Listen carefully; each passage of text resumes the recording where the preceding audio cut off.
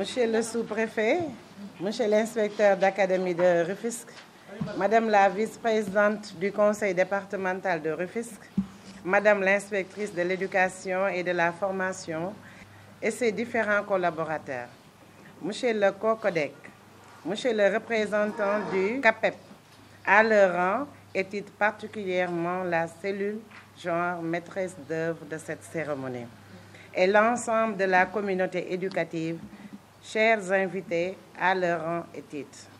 Encore une fois, madame l'inspectrice de l'éducation et de la formation de Sangalkam, vous avez porté votre choix à ma modeste personne pour être la marraine de la cérémonie de la journée internationale du 8 mars, prétexte de cette journée du 12 mars, qui fête et magnifie la femme dans toutes ses dimensions. Cette année encore, le thème que vous avez choisi occupe une place centrale dans l'enjeu de la promotion du statut de la femme, puisque s'inscrivant en droite ligne dans les préoccupations des pouvoirs publics, notamment à travers le PSE. En effet, madame l'inspectrice de l'éducation et de la formation, mesdames les membres de la cellule genre, nous sommes à l'ère des femmes. C'est nous qui portons la maternité et mettons au monde. C'est nous qui allaitons et éduquons. Depuis quelque temps, grâce à notre esprit d'entrepreneuriat et notre volonté inébranlable de nous autonomiser et de nos capacités, c'est nous, les braves femmes, qui assurons une bonne partie des besoins de la famille. C'est pourquoi, mes chères femmes, j'allais dire par déformation, mes chers Linguère, osons renverser les paradigmes. Nous ne prions plus pour nos filles en leur disant « Yal na la yalla may borom kër bu la mën a yor », car bien qu'étant nos papas, nos époux, nos frères, nous sommes malgré tout à égale dignité. Nous constituons plus de 51% de l'électorat sénégalais. Donc, faisons prévaloir ce rapport de force pour renverser les tendances. N'acceptons plus d'être le décor des cérémonies des hommes politiques en leur servant d'estrapotins pour obtenir de juteux postes. Par les applaudissements, les chants, les danses et les hôtesses.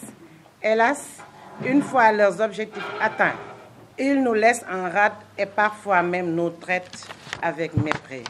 Osons prendre notre véritable place dans le landerneau politique, depuis la base jusqu'au sommet, pour être précise, depuis la conseillère municipale jusqu'à la présidence de la République.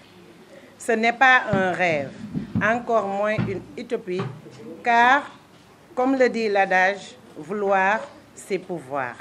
Cependant, le chemin sera long et parsemé d'embûches. Mais si nous nous référons sur nos figures historiques, comme Aline Sitoé Diatta, les vaillantes Linguère de Nder, qui ont préféré s'immoler par le feu que d'être prises en captivité, ce fameux mardi du 7 mars 1820. De nos figures hagiographiques, comme Sokhna Diarra Bousso, mes chères femmes, chères Linguère, avec l'aide de Dieu, nous pouvons relever et gagner le défi. La voie la plus idoine pour atteindre cet objectif de la part des femmes leaders, c'est de prendre sans complexe notre responsabilité tout en cessant nos querelles infertiles, nos invectives retardataires, nos guerres de positionnement qui ne font que nous diviser davantage et nous éloigner de l'essentiel. La création d'une force synergique, mutualiste et combattante, afin de créer cette rupture indispensable à la quête du pouvoir.